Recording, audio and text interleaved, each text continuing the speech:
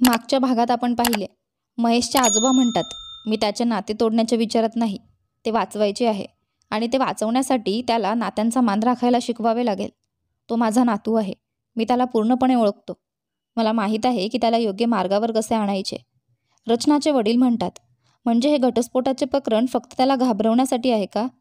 महेशचे आजोबा, नाही, हे खरे देखील होऊ शकते जर महेशने आपल्या वागणुकीत सुधारणा केली नाही तर.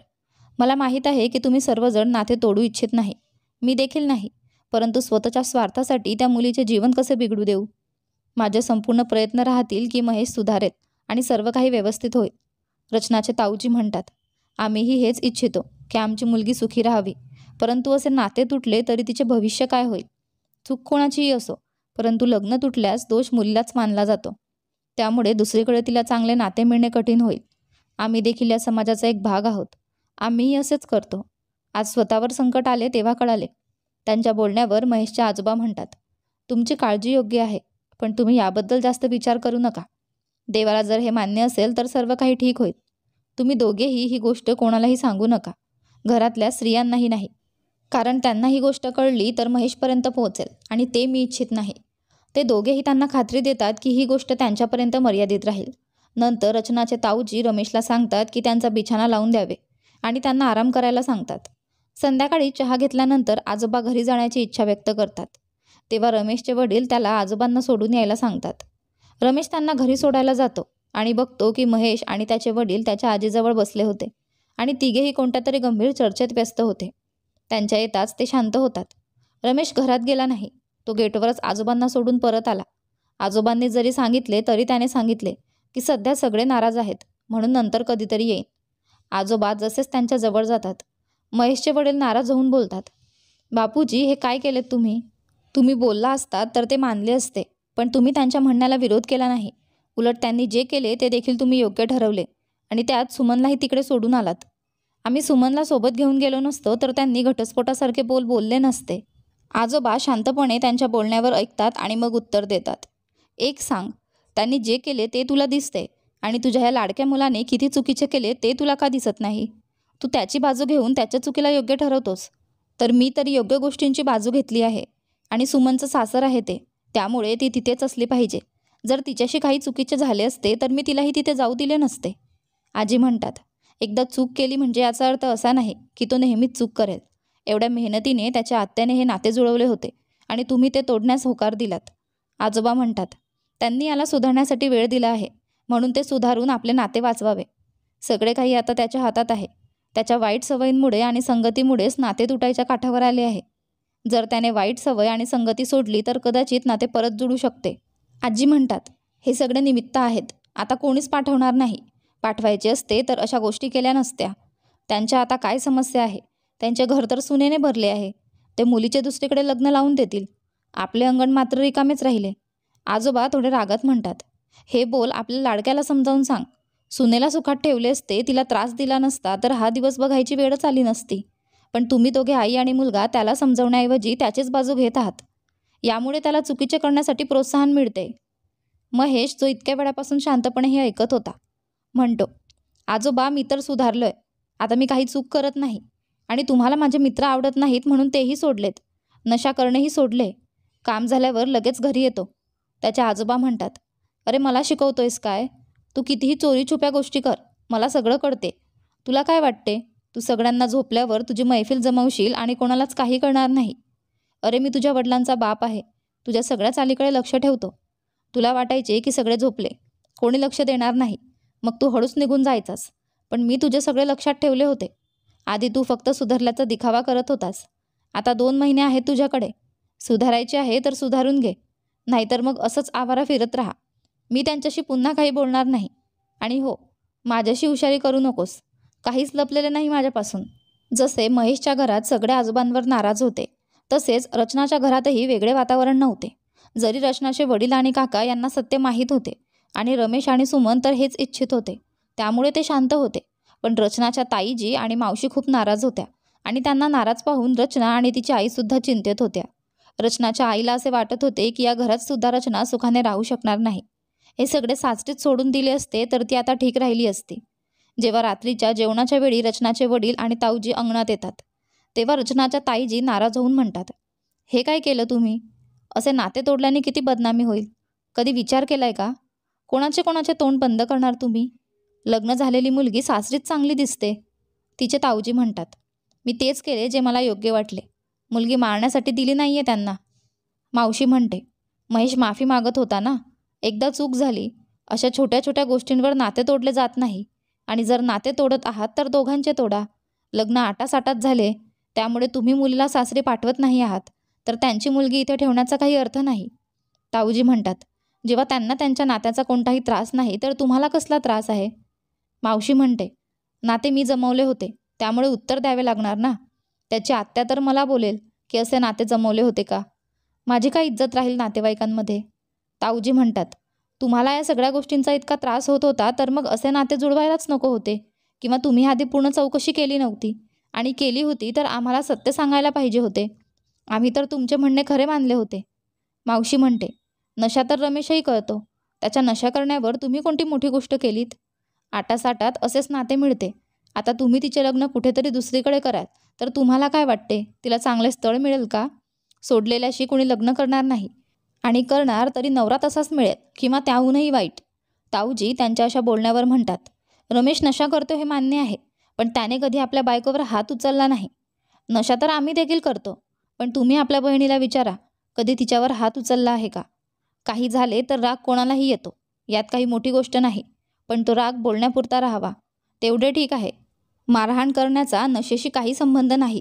पुढे ते म्हणतात, जे झाले त्याबद्दल आम्ही तुमच्यावर काही दोष ठेवत नाही, कारण तुम्ही देखील तिचे वाईटच केले असं नाही. पण ती आमची मुलगी आहे, त्यामुळे तिचे चांगले वाईट आम्ही पाहू. तुम्हाला याबद्दल तणाव घेण्याची गरज नाही. तुम्ही इथे आपल्या बहिणीला भेटायला आली आहात तर तिला भेटा, पण आमच्या घरच्या निर्णयांमध्ये नाक खुपसू नका. तुम्ही हे लग्न जुळवले हे मान्य आहे, पण आम्हाला काही चुकीचे वाटत असेल तर आम्ही ते सोडवू. त्यानंतर ते आपल्या पत्नीकडे पाहून आदेशात्मक लहजात म्हणतात, मला आता या घरात या विषयावर काही ऐकायला नको आहे. आणि रचनाला देखील कोणी काही बोलणार नाही, कारण हा माझा निर्णय आहे, तिचा नाही. त्यांच्या या बोलण्यावर हा विषय तिथेच थांबतो. पण रचनाच्या मनात एक गोंधळ सुरूच होता. तिला काय झाले तेच समजत नव्हते. तिला आपले आयुष्य एका अंधातरी अवस्थेत अडकलेले वाटत होते. आज जे झाले ते तिच्यासाठी चांगलेच होते, पण तरीही तिच्या मनातली बेचैनी काही कमी होत नव्हती. सुमन तिचे दुःख समजत होती. शेवटी ती देखील एक मुलगीच होती, आणि असे तिच्यासोबत झाले असते तर तिचे देखील असेच झाले असते. सुमन रचनाला समजावत म्हणाली, रचना, तू काळजी करू नकोस, हे तुझ्यासाठी चांगलेच झाले आहे. जर माझा भाऊ सुधारेल तर तुला आयुष्यभर त्रास होणार नाही, आणि जर नाही सुधारला तर तुला त्या त्रासदायक आयुष्यातून मुक्ती मिळेल. काय होईल किंवा नाही याचा विचार करून परेशान होण्याचे काहीच कारण नाही. आज सगळे ठीक आहे, तर आज खुश राहा आणि स्वतःला एकटी समजू नकोस. मी आणि तुझे भैया नेहमी तुझ्यासोबत आहोत. रचना म्हणते, पण वहिनी, मी इथे किती दिवस राहणार? मी इथे आयुष्यभर तर राहू शकत नाही. सुमन म्हणाली, का नाही राहू शकत? हे घर तुझेही आहे जितके तुझ्या भैयाचे आहे, आणि हा निर्णय देखील पप्पाजींचा आहे. त्यामुळे तुला कोणी काही बोलणार नाही. जसे आधी इथे राहत होतीस तसंच आता राहायचे आहे, पाहुण्यांसारखे नाही राहायचे. सुमनच्या या बोलण्यामुळे रचनाला थोडा धीर मिळाला, पण तरीही तिला आपल्या भविष्याची चिंता होती, आणि ती असायलाच हवी होती. लहानपणापासून तिने हेच पाहिले आणि समजले होते की लग्नानंतर मुलीचे घर तिचे सासरच असते. माहेरी पाहुण्यासारखेच येणे आणि जाणे असते. एकट्या मुलीचे काही भविष्य नसते. लग्न हेच आयुष्यातले सर्वात महत्त्वाचे असते. एकट्या मुलीला समाज जगू देत नाही. तिला जगण्यासाठी पुरुषाच्या आधाराची गरज असते. पुरुषाशिवाय तिचे काही अस्तित्व नाही. एकट्या स्त्रीला स्वतःचे अस्तित्व टिकवणे म्हणजे एका युद्धासारखे असते. रचनाची विचारसरणी त्यात चुकीची नव्हती. तिने कसेबसे आपल्या मनाला समजावले की जे काही होते ते चांगल्यासाठीच होते. मी कधी कोणाचे वाईट केले नाही तर देव देखील माझ्यासोबत वाईट होऊ देणार नाहीत. रचना आपल्या भाऊ बहिणीच्या साथीने हळूहळू बळकट होत होती. तिला हे कळून चुकले होते की आता काही चुकीचे झाले तर तिला गप्प राहायचे नाही. जर स्वतःला लढायची ताकद नसेल तर आपल्या भावाला सांगायचे आहे. रचनाने मनाशी ठरवले होते की देव चांगलेच करतील. पण खरंच रचनाच्या त्रासांचा अंत झाला होता का, की अजून काही होणे बाकी होते? दोन्ही घरांमध्ये तणाव चालूच होता. मावशीजी आणि महेशची आत्या यांच्यात याच गोष्टीवरून बाचाबाची झाली होती. शेवटी मावशीजी म्हणाल्या, पहा, मी माझे पूर्ण प्रयत्न केले आहेत, पण इथे आता कोणीही माझे ऐकत नाही. अजूनही 2 महिन्यांचा वेळ दिला आहे, तर तुम्ही महेशजींना समजवा. आता गोष्टी पूर्णपणे बिघडलेल्या नाहीत. जर ती रचना आणि महेश दोघेही इच्छित असतील तर नाते वाचवू शकतात. मावशीजींनी सिच्युएशन सावरण्याचा प्रयत्न तर केला, पण महेशच्या आत्याच्या रुखलेल्या वागण्यामुळे त्या आहत झाल्या होत्या आणि त्या सगळ्या गोष्टींसाठी रचनाला जबाबदार ठरवत होत्या. त्यामुळे त्यांनी रमेशच्या आईच्या मनात रचनासाठी आणखी द्वेष भरायला सुरुवात केली. दुसरा दिवस साधारण होता, पण रचनासाठी दिवस ताईजी आणि मावशींच्या टोमण्यानेच भरून गेला, ज्यामुळे तिचे मन अजून उदास झाले. रचना आणि तिची आई नेहमीप्रमाणे गप्प बसून सगळे ऐकत होत्या आणि सुमन देखील घरातला तणाव समजून घेत होती. तिला कळून चुकले होते की जोपर्यंत मावशीजी इथे असतील तोपर्यंत त्या रचनाला शांततेत राहू देणार नाहीत. रमेश दिवसभर घरात नव्हता, त्यामुळे त्याला या सगळ्याबद्दल काही माहिती नव्हती. संध्याकाळी रमेश घरी आल्यावर सुमनने त्याला मावशीजी आणि त्याच्या आईच्या रचनाबद्दलच्या वागण्याची माहिती दिली. रमेश म्हणाला, तू काही बोलू नकोस. तुझ्या बोलण्यामुळे गोष्ट अजून बिघडू शकते. मी स्वतः बघून घेतो. पुढच्या दिवशी रमेश घरीच होता. त्याच्यासमोर त्याची आई आणि मावशीने रचनासोबत काहीही बोलले नाही, पण त्यांची बेरुखी स्पष्ट दिसत होती. दुपारी तो आपल्या रूममध्ये होता, तर रचना आणि सुमन किचनमध्ये होत्या. रमेशची आई आणि मावशीजी देखील तिथेच बसलेल्या होत्या. मावशीजींच्या मनातली भडास अजून बाहेर आली नव्हती. थोड्या वेळाने त्या पुन्हा कोणत्याशा कारणावरून रचनाला टोमणे मारायला लागल्या. त्यावेळी त्या विसरून गेल्या की रमेश देखील घरात आहे. त्यांचे रचनाला वाईट बोलणे रमेशला आवडले नाही, पण त्याने त्यावेळी काहीही बोलले नाही.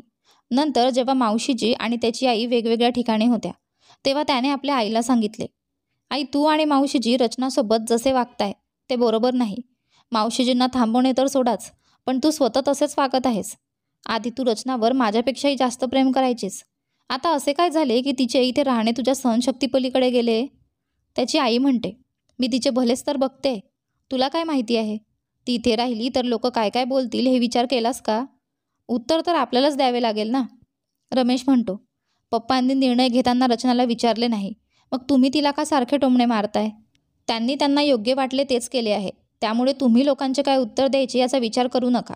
ते सगळे पप्पा स्वतःच बघून घेतील. आणि मी मावशीजींना काही बोललो तर तुम्हालाही आणि त्यांनाही ते चांगले वाटणार नाही. म्हणून तुम्हीच त्यांना समजवा आणि स्वतःही यावर लक्ष ठेवा. पुन्हा रचनासोबत वाईट वागणे होऊ नये, नाहीतर मला सगळे पप्पांना सांगावे लागेल. त्याची आई म्हणते, असे आम्ही काही चुकीचे बोललो नाही. आम्ही तिला समजावत होतो की तिने आपले नाते टिकवावे. रमेश म्हणतो, तिला काहीही समजावण्याची गरज नाही. ती सगळं समजते आणि तिचे नाते टिकणार की नाही हे मला माहीत नाही. पण जर तुम्ही आणि मावशीजींचे असेच वागणे सुरू ठेवले तर आपले घर मात्र नक्की तुटेल. काका आणि काकू किती दिवस आपल्या मुलीसाठी टोमणं ऐकत बसणार आहेत? दोघे हे बोलत असताना रमेशचे पप्पा तिथे येतात आणि रमेशच्या शेवटच्या काही गोष्टी ऐकतात. ते रमेशला विचारतात, घर तुटेल म्हणजे काय? असं काय झाले जे मला माहीत नाही? रमेशची आई त्यांना न सांगण्याचा इशारा करते, पण रमेश सगळे सांगून टाकतो. पप्पांनी देखील हे जाणवले होते की मावशीजी आल्यापासून घरात एक विचित्र शांतता पसरली होती आणि रमेशच्या आईचे रचनाप्रती दिवसेंदिवस बदलत चाललेले वागणे त्यांनाही दिसत होते. ते आपल्या पत्नीला म्हणतात, तुझी बहीण तुला भेटायला आली होती. इतके दिवस भेटलीस, आता पुरे झाले. तिला कितीही दिवस इथे राहायला काहीच हरकत नव्हती, पण ती माझ्या कुटुंबातील सदस्यांना एकमेकांविरोधात भडकवत आहे. हे मला मान्य नाही. त्यामुळे आता तिच्यासाठी चांगले हेच असेल की ती परत आपल्या घरी जावी. ती आपली पाहुणी आहे म्हणून मी काही बोलत नाही, कारण मी बोललो तर त्यांना ते आवडणार नाही. तूच त्यांना सांगून ठेव, तेच योग्य होईल. त्यांच्याशी बोलून घे आणि रमेशला सांग, तो उद्या किंवा परवा त्यांना सोडून येईल. मावशीच्या जाण्याचे ऐकून रमेशला रचनासाठी ते योग्य वाटत होते, पण त्याची आई मात्र यामुळे काहीही खुश दिसत नव्हती. पण आता तिचे काहीही चालणार नव्हते, म्हणून तिने शांतपणे होकारार्थी मान हलवली. इकडे मावशीच्या परतण्याची तयारी सुरू होती, पण महेशच्या घरात त्याची आत्या येणार होती. आत्या देखील आपल्या वडिलांच्या निर्णयाने खुश नव्हत्या, कारण त्यांनी खूप मेहनत करून आपल्या लाडक्या भाच्याचे नाते जुळवले होते आणि त्यांचे वडील ते तोडण्याचे वचन देऊन आले होते. रमेशची आई धर्मसंकटात सापडली होती. तिला समजत नव्हते की आपल्याच बहिणीला घर सोडून जाण्यासाठी कसे सांगावे, कारण याचा अर्थ तिचा अपमानच होणार होता आणि जर नाही सांगितले तर रमेशचे पप्पा काय बोलतील हे तिलाही माहीत नव्हते. खूप विचार केल्यानंतर तिला एक मार्ग सापडला, ज्यामुळे तिचेही म्हणणे राहील आणि तिची बहीण नाराजही होणार नाही. ती आपल्या बहिणीला म्हणते, जीजी, काही दिवसांपूर्वी वहिनीचा फोन आला होता. त्यांनी सांगितले होते की बरेच दिवस झाले तुम्हाला भेटून, तर वेळ मिळाला तर येऊन जा. आता घराचे वातावरणही ठीक नाही आणि तू देखील आली आहेस, तर चला 2-4 दिवस तिकडे जाऊन येऊ. मावशी विचारते, तुला अचानक असे काय सुचले? रमेशची आई म्हणते, आता सुमन पण आहे, रचना आणि तिची आईही आहेत, तर जाऊन येते. नंतर कधी कसे काय घडेल काही सांगता येत नाही. घराचे वातावरणही आता ठीक वाटत नाही. मावशी म्हणते, मी तर विचार केला होता की अजून 2-4 दिवस राहू तुझ्याकडे. रमेशची आई म्हणते, म्हणूनच तर तुलाही सोबत घेऊन चालायला सांगते. तिथे देखील आपण दोघे एकत्रच राहू. मग जेव्हा तू सासरी जाशील तेव्हा मी इथे परत येईल. मावशी म्हणते, ठीक आहे, जशी तुझी इच्छा. आता तू जाणारच आहेस तर मी इथे एकटी काय करू? रमेशची आई म्हणते आणि रमेशला सांगते, उद्या सोडायला येईल. मावशी म्हणते ठीक आहे. तिचं अजून जायचं काही मन नव्हते, पण आता दुसरा कोणताही पर्याय नव्हता. रमेशची आई त्याला सांगते की आम्हाला गावाला जायचे आहे, म्हणून उद्या तू सोडून ये. हे ऐकून रमेश सुटकेचा श्वास सोडतो की आता घरात शांतता असेल. इकडे महेश त्याच्या आत्यांना आणायला गेला होता. आता त्याला त्यांच्याकडूनच काहीतरी अपेक्षा होती. त्याची ती अपेक्षा पूर्ण होते की नाही हे मात्र भविष्याच्या हातात होते. पुढच्या दिवशी सकाळी महेश आपल्या आत्यासोबत घरी आला. त्यावेळी आजोबा कुठेतरी गेले होते. घरात महेशचे मम्मी, पप्पा आणि आजी होते. महेशने रचना यांच्या घरात झालेल्या सर्व गोष्टी त्यांना सांगितल्या. ते घरी आल्यावर त्यांची आईजवळ बसली आणि रडायला लागली की मी तर इतक्या मेहनतीने नाते जुळवले होते. वडिलांनी नाते तोडण्यास सांगितले. सुमनला देखील सोबत नेले. जर तिला नेले नसते तर त्या लोकांनी रचनाला देखील पाठवले असते. आता मला नात्यात काय इज्जत राहील, असे सारे काही बोलत होती. महेशच्या वडिलांनी बहिणीला आलेले पाहून ते देखील तिथे आले. ते देखील आपली नाराजी व्यक्त करत होते आणि सोबतच महेशला देखील सुनावत होते. महेश शांतपणे तिथे बसून सर्व ऐकत होता. त्याची आजी म्हणते, मला बोलण्यात काय उपयोग आहे? तुम्हाला जे काही बोलायचे आहे ते तुमच्या वडिलांना बोला. त्यांनी माझ्या विचाराने काहीच केले नाही. आता हे सर्व बोलणे थांबवा. ते आल्यानंतर बोलू. काही वेळ तरी शांतपणे बसा. महेशच्या आजोबांना माहिती होते की त्यांच्या बहिणीच्या येण्याची बातमी ऐकून आजोबा कुठेतरी गेले आहेत, जेणेकरून घरातील कलहापासून वाचता येईल. आणि आता ते संध्याकाळीच परत येणार होते. रमेशच्या घरी मावशीजींची विदाई होत होती. त्याची आई आणि मावशी तयार झाल्या होत्या. जाताना मावशी रचनास टोमणे मारण्यापासून बाजूला नाही राहिली. ती तिला थेट काहीच म्हणत नव्हती, पण बहिणीला सांगताना म्हणते, 2-4 दिवस माहेरात राहू, नंतर तर आपल्या घरात जाऊनच राहायचे आहे. हे तर आहेच, काही म्हणत नाही तर माहेरातच राहणार का? रचना नेहमीप्रमाणे शांतपणे ऐकत होती आणि जाताना मावशी रचनास 50 रुपये देते आणि म्हणते, सासरात जाताना तर कपडे देत होते, पण आता तू सासरी जात नाही तर कपड्यांचे काय करणार? रमेश त्याची आई आणि मावशींसोबत बाहेर जातो. त्यांच्या जाण्यानंतर थोड्या वेळाने जेव्हा रचना दुपारच्या जेवणानंतर सुमनच्या मदतीने स्वयंपाकघरात होती, अचानक तिला चक्कर येते आणि ती खाली पडते. ती असे खाली पडताना पाहून सुमन तिला जोरात हाक मारते आणि बघते. रचना बेशुद्ध झालेली होती. त्यामुळे सुमन लवकर तिच्या आईला आवाज देत असते, पण ती जवळ नव्हती, त्यामुळे तिचा आवाज ऐकू येत नाही. सुमन रचनाच्या तोंडावर पाणी टाकून तिला शुद्धीत आणण्याचा प्रयत्न करते, पण ती जागी येत नाही. त्यामुळे सुमन तिच्या शरीराला दिवालाच्या आधारावर टेकवते. आता तिच्यात एकटी रचनाला तिथे उचलून नेण्याची क्षमता नव्हती. रचनाला दिवालाच्या आधारावर टिकवून सुमन बाहेर जाऊन तिच्या आईला बोलावून आणते. आपली मुलगी अशी पाहून ती चिंता करू लागते. नंतर दोघींनी मिळून रचनाला बाहेर घेऊन जाऊन चारपाईवर लेटवले. सुमन तिला सतत होशात आणण्याचा प्रयत्न करत असते, पण ती जागी येत नाही. त्यावेळी रचनाची आई गावातील आरोग्य सेवा केंद्राच्या नर्सला फोन करून सर्व परिस्थिती सांगते आणि तिला रचनाला चेक करण्यासाठी घरी येण्यास सांगते. नर्स तिचे ऐकून लवकरच घरी येते. ती रचनाला चेक करून तिला ग्लुकोजची बॉटल लावते आणि त्यांना सांगते, कशाचीही चिंता करण्याची गरज नाही, सर्व काही सामान्यच दिसत आहे. तिला शुद्ध आल्यावर मला बोलावून घे. रचनाच्या मम्मीने विचारले, हिला काय झाले आहे? अचानक असे बेशुद्ध कशी झाली? नर्स म्हणते, हिला पाहिले तर असे वाटते की कमजोरीमुळे बेशुद्ध झाली आहे.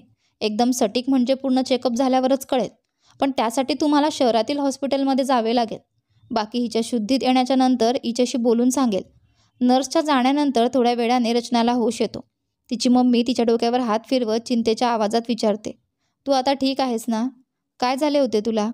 रचना म्हणते, मला नाही माहिती, मी तर चांगली काम करत होते. अचानक सर्व काही फिरायला लागले. तेव्हाच सुमनने नर्सला फोन करून बोलावले होते. नर्स येऊन रचनाशी काही बोलते. मग तिची मम्मी आणि सुमनला सांगते, जसं मी आधीच म्हटले होते तसेच आहे. ती अनेक दिवसांपासून चांगले खात नाहीये आणि ताण घेते, त्यामुळे असे झाले असावे, किंवा प्रेग्नन्सीही असू शकते. तुम्ही काल हॉस्पिटलमध्ये जाऊन डॉक्टरला दाखवून घ्या. नर्स काही औषधे आणि चांगल्या खाण्यापिण्याचे निर्देश देऊन निघून जाते. ती चांगली गोष्ट सांगून जाते, पण मागे त्या तिघींना चिंता करून जाते. प्रेग्नन्सीची बातमी ऐकून त्या ताणात येतात. जर सर्व काही व्यवस्थित असते तर कदाचित ही त्यांच्यासाठी आनंदाची गोष्ट असती, पण सध्याची परिस्थिती पाहता हे त्यांच्यासाठी आणखी एक समस्या होती. संध्याकाळची वेळ होती. रमेश घरी परत येतो तर रचनाच्या मम्मीने त्याला रचनाच्या खराब तब्येतीची माहिती देत आणि डॉक्टरला दाखवायला सांगते. रमेश म्हणतो, काकू काळजी करू नका, मी आणि सुमन काल जाऊन दाखवून येऊ. मग मी तिला बसमध्ये बसवून देईन. जर उशीर झाला तर परवा सकाळी पाठवीन. मला तर तिथेच राहावे लागेल, जास्त दिवस सुट्टी घेऊ शकत नाही. पण तो म्हणतो, काकू मी सुमनला घेऊन जातो आणि मम्मीही नाहीत, त्यामुळे तुम्हाला एकटे काही अडचण तर येणार नाही ना? रचनाची मम्मी म्हणतात, नाही काही अडचण येणार नाही, तिच्या येण्यापूर्वी तर सर्व काही होते, तसे आता होईल. तू आरामात दाखवून दे आणि तिला बसमध्ये बसवून दे. रचनाच्या मम्मीशी बोलल्यानंतर तो रचनाच्या जवळ जातो. सुमन तिथेच बसलेली असते. ती थोडी ताणात वाटत होती. रमेश रचनाच्या तब्येतीचा विचार करत असताना तिला आपल्या आरोग्याची काळजी न घेण्यासाठी तिला सुनावतो. सुमन म्हणते, तू इतके टेन्शन घेणार आणि नीट खाणार नाहीस तर असेच होईल. इतक्या दिवसांपासून तू एकटीच खात होतीस, त्यामुळे कोणी लक्ष दिले नाही. पण आता मी तुला माझ्यासोबत बसवून खाऊ घालणार. त्यानंतर रचनाला म्हणते, आता कुठल्या टेन्शनची गोष्ट नाही आहे, त्यामुळे खुश राहा. तोंड वाकडे करून राहू नकोस. परंतु मनात तीही प्रार्थना करत होती की टेन्शन येऊ नये, नाहीतर रचना पुन्हा एकदा कठीण परिस्थितीत येईल आणि रचनासोबत आणखी एक जीव बर्बाद होईल. कारण हे ऐकल्यावर तिचा भाऊ अजिबात सुधारणार नाही. त्याला असे वाटेल की आता सुधारण्याचा काय उपयोग आहे, रचना तर आता इथेच राहणार आहे. मग रमेश म्हणतो, काल जयपूर चलायचे आहे माझ्यासोबत, त्यामुळे सकाळी लवकर तयार हो. सकाळी बस येईल त्यातच जाऊ. दोघी शांतपणे मान हलवतात. तिकडे महेशच्या घरात अंगणात महेशची आत्या त्याच्यासोबत बसून त्याला समजावत होत्या. सर्वांची एकसारखे बोलणे ऐकून तो थकला होता. बाकीच्या सर्वांचे बोलणे चुपचाप ऐकणे त्याच्यासाठी भाग होते, अन्यथा बाब वाईट होत होती. पण जेव्हा त्याची आत्याही तेच बोलायला लागली तेव्हा त्याने स्वतःवर अधिक नियंत्रण ठेवू शकला नाही आणि बोलून गेला. आता जेव्हापासून ही गोष्ट घरात समजली आहे तेव्हापासून मी हेच सर्व ऐकतोय. किमान तुम्ही तरी मला माफ करा. मी एकदा सांगितले की चुकले, आता असे काही होणार नाही. तरीही सर्व ऐकवले जात आहे. तुम्ही आजोबांना समजवायला आले होते आणि इथे बसून बाकी सर्वांच्या प्रमाणे तुम्ही मला समजवत आहात. मी तुम्हाला आधीच सांगितले होते की तुम्ही यावेळी सांभाळा, पुढे मी लक्ष ठेवीन. इतके दिवस सुधारण्याचा प्रयत्न केला पण तोही कोणाला आवडला नाही. त्याची आत्या म्हणते, हीच तुझ्यातली कमी आहे. थोडेसे सहन करायला तयार नाहीस. प्रत्येक गोष्टींवर असेच चिडणे चालणार नाही. जर गोष्ट माझ्या हातात असती तर मी हाताळून घेऊ शकले असते, पण आता गोष्ट माझ्या हातातून निसटली आहे. तुझ्या म्हणण्यावर मी वडिलांशी बोलायला आले, पण मला वाटत नाही की ते माझी गोष्ट मान्य करतील. महेश चिडून म्हणतो, तुम्ही आधीच असे विचार करून आलात की ते मान्य करणार नाहीत तर बोलण्याचा उपयोग काय आहे. त्याची आत्या थोड्या रागाने म्हणते, मी समजावण्याचा प्रयत्न करू शकते, तो मी करेन. बाकी तुझी कर्मे तर तूच जाणतोस. कोणाच्या ऐकतोस का. नेहमी तुझ्या बाजूला उभी राहते, तुला समजावते, पण तुला आवारागर्दीच करायची आहे. नाहीतर काय करशील. आरामात काम कर. तुझा आणि रिकाम्या वेळेत घरात बस किंवा शेतात काम कर. दोघे बोलत असतानाच बाहेरून त्यांच्या आजोबांचा आवाज येतो. ते त्यांना आवाज देत होते. त्यांना ऐकून दोघेही उठून बाहेर जातात. आजोबा म्हणतात, या बसा. ते दोघे बसतात. तर आजोबा आधी आत्याला तिच्या सासरच्या हालचाली विचारतात. मग महेशच्या दिशेने एक नजर टाकून म्हणतात, बघा, मला गोलमोल बोलायला येत नाही, म्हणून थेट मुद्द्यावर येतो. तुम्ही दोघे आत्या भाचा मिळून काही खिचडी पकवू शकता. ती तिथेच थांबवा, कारण जे ठरले आहे तेच होईल. त्यांच्या थेट बोलण्यावर आत्याजी बोलते, बाबा तुम्ही हे चुकीचे करत आहात. तुम्ही आपल्या नातवाला खुश पाहू शकत नाही का. आजोबा म्हणतात, बरोबर काय आहे आणि चुकीचे काय आहे हे मला चांगले माहीत आहे. माझ्या नातवाच्या आनंदात जर दुसऱ्याच्या दुःखाची किंमत असेल तर मी नाही इच्छित की त्याला कधीही खुशी मिळो. तुझ्या डोळ्यावर भाच्याच्या मोहाची पट्टी बांधली आहे, त्यामुळे तुला त्याची चूक दिसत नाही. आत्या पोट भरून म्हणते, याने काही चूक केली नाही जी तुम्ही इतकी मोठी करत आहात. इतके तर सर्वांना सहन करावे लागते. आम्हीही आमच्या सासरी सर्व काही चुपचाप ऐकतोच. आजोबा कडक आवाजात म्हणतात, होय, याने काही चूक केली नाही तर पाप केले आहे. दुसऱ्या जीवाला दुःख देणे पाप आहे, मग तो माणूस असो की प्राणी. आपल्या धर्मात स्त्रीची पूजा होते आणि याने आपल्या पत्नीला वेदना दिल्या आहेत, तर याचा गुन्हा सर्वात मोठा आहे. आणि सर्वांचे सहन करणे याची असेल तर तुझ्यासोबत सासरी काही चूक झाली, ते चुपचाप सहन करणे तुझी चूक होती. तुला आम्हाला सांगितले पाहिजे होते. अजूनही सांगू शकतेस. कोणती ना कोणती सोडवणूक नक्कीच काढू. आत्याजी म्हणते, बाबा इतकं ज्ञान आम्हाला नाही. मी आत्ता माझ्या नाही तर याच्या बाबतीत बोलते आहे. मी फक्त हेच इच्छिते की हे नाते तुटू नये. अशा पद्धतीने तर आपला परिवार पुढे वाढणार नाही. सर्व काही इथेच थांबेल. आजोबा म्हणतात, मग समजावं आपल्या भाच्याला. आपल्या सवयी सुधाराव्यात. चांगला माणूस बन, मग नाते तुटणार नाही. पण जर तू इच्छिते की तो असा आवारा सांडासारखा फिरत राहो, ज्याला हव्या त्या ठिकाणी सिंग मारत राहो, तर मग मी कुणाच्या आयुष्याचा नाश करणार नाही. सून म्हणून तिला आणले होते, तिला मारण्यासाठी नाही. तिची काळजी घेणे याची जबाबदारी होते. तिला इथे कुठलीही वेदना होऊ नये हे लक्षात ठेवणे हे त्याचे कर्तव्य होते. आणि याने उलट केले. हे ऐकून महेशला राग आला आणि तो तिथून उठून बाहेर निघून जातो. त्याला जाताना पाहून आजोबा थोड्या रागाने म्हणतात, बघ आता या साबजाद्याला कसा उठून गेला आहे. याच्या अशाच स्वभावाने तो एकटा बसणार आहे. त्याला समजावून दे. आमच्या तर ऐकून घेत नाही, कदाचित तुझे ऐकेल. त्याला असे आड येताना पाहून आत्याला चांगले वाटले नाही. ती तिथे त्याच्याबद्दल बोलत होती आणि तो मध्येच मैदान सोडून पळाला. त्यांना तो थोडा एकटा ठेवावा लागेल. तर आत्या हळू आवाजात म्हणते, मी समजावून देईल. सुधारेल. आजोबा म्हणतात, याच्यासाठी हेच चांगले असेल. आणि आता या बाबतीत कुठलीही चर्चा होणार नाही. रात्री झाली होती. रचनाची तब्येत आता चांगली होती. सर्वांनी जेवण करून झोपायला गेले होते. रचनाची तब्येत बिघडल्यापासून सुमन तणावात होती. आताही ती खोलीत बसून कुठल्या तरी विचारात बुडाली होती. तिला रमेशच्या उपस्थितीचा काहीही भान नव्हते. तिला अशा अवस्थेत पाहून रमेश तिच्या खांद्यावर हात ठेवून हलवतो. त्यामुळे ती चकित होते आणि विचारते, काय झाले? रमेश म्हणतो, हे तर तू सांग की काय झाले आहे? सुमन चेहऱ्यावर असमंजस भाव घेऊन विचारते, अर्थात. रमेश मजाक करत म्हणतो, मावशीच्या विना तुझे मन लागत नाही का? सांगितल्यास मी कालच जाऊन परत आणतो. सुमन हसून म्हणते, अशा कुठल्या गोष्टी नाहीत. रमेश म्हणतो, तर मग काय आहे सुमन? जेव्हापासून मम्मी आणि मावशींना सोडून घरात आलोय तेव्हापासून तुझा चेहरा बधित आहे. काही समस्या आहे का? तर तू मला सांगू शकते. मला सांगणार नाहीस तर कुणाला सांगणार? सुमन म्हणते, तसे तर काही गोष्ट नाही. फक्त रचनामुळे मी चिंतित आहे. रमेश विचारतो, आता काय झाले जी इतकी चिंतित आहेस? सुमन म्हणते, ती कदाचित प्रेग्नेंट आहे. रमेश म्हणतो, कदाचित? सुमन म्हणते, होय. ती नर्स आज दुपारी आली होती. ती असेच बोलत होती. बाकी हे कन्फर्म तर कालच समजेल. रमेश म्हणतो, तर यात इतके चिंतित होण्यासारखे काय आहे? सुमन म्हणते, जर रचना आणि भावाचे नाते चांगले झाले तर ते खुशीची गोष्ट असेल. पण जर हे नाते चांगले झाले नाही तर त्या मुलाचे काय होईल? त्याचे भविष्य काय होईल? रमेश म्हणतो, आपण रचनाची काळजी घेऊ शकतो तर तिच्या मुलाची देखील घेऊ, आणि अगदी आपल्या मुलासारखी. सुमन म्हणते, पण हे तर तेव्हा होईल ना जेव्हा माझ्या घरच्यांना असे होऊ द्यायला मान्यता असेल. त्यांना माहिती होताच ते पुन्हा एकदा गदारोळ माजवायला सुरुवात करतील. रमेश म्हणतो, आता या विषयावर इतका विचार करू नको. असे झाले तर त्याचेही काहीतरी विचार करू. सध्या तू झोप. उद्या सकाळी लवकर उठायला लागेल. पुढील दिवशी सकाळीच रमेश सुमन आणि रचना यांना घेऊन निघाला. काही वेळातच ते हॉस्पिटलमध्ये होते. तिथे स्त्रीरोग विशेषज्ञ डॉक्टर राधा होत्या. डॉक्टर राधा यांना सुमनने रचनाच्या आरोग्याबद्दल सांगितले आणि त्यांनी काही चाचण्या लिहून दिल्या. चाचणींच्या अहवालासाठी वेळ लागणार होता आणि रचनाची तब्येत बरी नव्हती. त्यामुळे रमेश रचनाला विचारतो, तू आपल्या मैत्रिणींना भेटायला चलशील का? रचना विचारते, आत्ता? रमेश म्हणतो, होय. तुझे पीजी इथेच आहे तर तू थोडा वेळ आराम कर आणि त्यांच्याशीही भेट. रमेश पुढे म्हणतो, माझ्या रूमपर्यंत जाण्यात वेळ जास्त लागेल. रचना म्हणते, पण अचानक जाणे चांगले नाही ना. मी त्यांच्याशी बराच वेळापासून बोलले नाही. कदाचित त्यांच्या परीक्षा असतील त्यामुळे ते डिस्टर्ब होतील. रमेश म्हणतो, आम्ही अचानक जात नाही आहोत. मी काल दुर्गा आंटीशी बोललो होतो. त्यांनीच डॉक्टरचं सांगितले होते आणि हेही सांगितले होते की वेळ मिळाल्यास घरी ये, आमच्याशी भेट. त्यांची गोष्ट ऐकून ती आनंदित होते आणि म्हणते, तर चला. रमेश दुर्गाजींना कॉल करतो आणि त्यांच्या घरात सुमन आणि रचनासह जातो. तिथे फक्त दुर्गाजी होत्या. अनुपमा आणि सोनम चाचण्या द्यायला गेल्या होत्या. काही दिवसांनी त्यांच्या परीक्षा होत्या. पीजीमध्ये काही इतर मुलीही होत्या, पण रचनाला त्यांच्याविषयी अधिक माहिती नव्हती. रचना आणि सुमनला भेटून दुर्गाजी आनंदित होतात आणि रचनाची अवस्था पाहून दुःखीही होतात.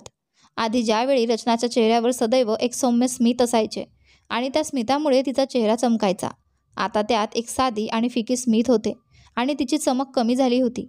तिच्या डोळ्यांखाली काळे डाग होते. तिचे शरीर देखील अगदी दुबळे झाले होते. आधी रचनाची शारीरिक बनावट सामान्य होती आणि आता ती फक्त एक ढाचा बनून गेली होती.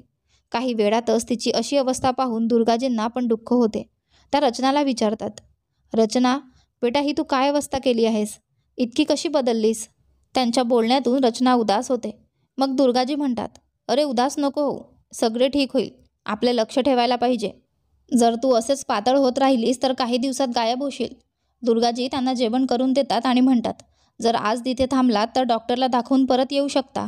त्यावेळी अनुपमा आणि सोनमही येतील. त्यांच्याशीही भेटून घ्या. काही वेळ तिथे थांबल्यावर ते परत येतात. तोपर्यंत रिपोर्टही आले होते. थोड्या वेळात डॉक्टर राधा रिपोर्ट पाहत होत्या आणि सुमन व रचना त्यांच्यासमोर बसल्या होत्या. रमेश डॉक्टरच्या कॅबिन बाहेर थांबला होता, जेणेकरून त्यांची उपस्थिती रचनाला अस्वस्थ करू नये. डॉक्टर रचनासोबत काही प्रश्न विचारतात, जे तिच्या आहार आणि दिनचर्येशी संबंधित होते. मग त्या सुमनकडे तिचा आणि रचनाचा संबंध विचारतात. तेव्हा सुमन सांगते की ती तिची वहिनी आहे. तेव्हा डॉक्टर तिला रचनाच्या आरोग्याबाबत कडक सूचना देतात आणि म्हणतात, तिच्या शरीरात काहीही ठीक नाही. प्रत्येक गोष्टीची कमतरता आहे. ती प्रेग्नेंट आहे आणि असे झाले तरी ती स्वतःकडे लक्ष ठेवणार नाही तर तिच्यासाठी आणि तिच्या बाळासाठी दोन्हीसाठीच ठीक नाही. आता हे तुमच्यावर अवलंबून आहे की ती स्वतःकडे दुर्लक्ष करू शकणार नाही. रचना प्रेग्नन्सीच्या बातमीनंतर पुढे काहीही ऐकू शकत नव्हती. तिला आनंदित होणे की दुःखी होणे हे कळत नव्हते. एका मुलीसाठी हा आनंदाचा क्षण असतो, परंतु रचना यासाठी मनाच्या दृष्टीने अजून तयार नव्हती. आणि सध्याच्या परिस्थितीनेही तिला आनंदित होऊ दिले नाही. सुमन डॉक्टरकडून सर्व गोष्टी समजून घेत होती. तिला याबद्दल अजून काही अनुभव नव्हता, त्यामुळे डॉक्टरच्या सर्व गोष्टी लक्षपूर्वक ऐकून ती समजून घेत होती. डॉक्टरांशी भेटून दोघी बाहेर येतात. त्यांच्या चेहऱ्यावर कोणतेही भाव नव्हते. रमेश विचारतो, काय झाले? चेहरा असा का बनवला आहे तुम्ही दोघांनी? सुमन कोणत्याही भावाविना म्हणते, तेच जे मी काल सांगितले. रमेश आनंदाने म्हणतो, तर यात असा चेहरा का बनवला आहे? ही तर आनंदाची गोष्ट आहे. चला आधी तुम्हाला काही खायला देतो, मग दुर्गा आंटीच्या घरी जाऊ आणि मग रूमवर जाऊ. आता उशीर झाला, त्यामुळे गावात जाऊ शकणार नाही. आता रचनाच्या गर्भधारणेमुळे रचनाच्या पुढील आयुष्यावर काय परिणाम होईल हे पाहूया पुढच्या भागात. तोपर्यंत तुम्हाला कथा आवडत असेल तर व्हिडिओला लाईक करा, कमेंट करा. चॅनलवर नवीन असाल तर चॅनलला सबस्क्राईब करा. आणि हो, नोटिफिकेशन बेल दाबा जेणेकरून पुढील व्हिडिओची अपडेट तुम्हाला आधी मिळेल. धन्यवाद.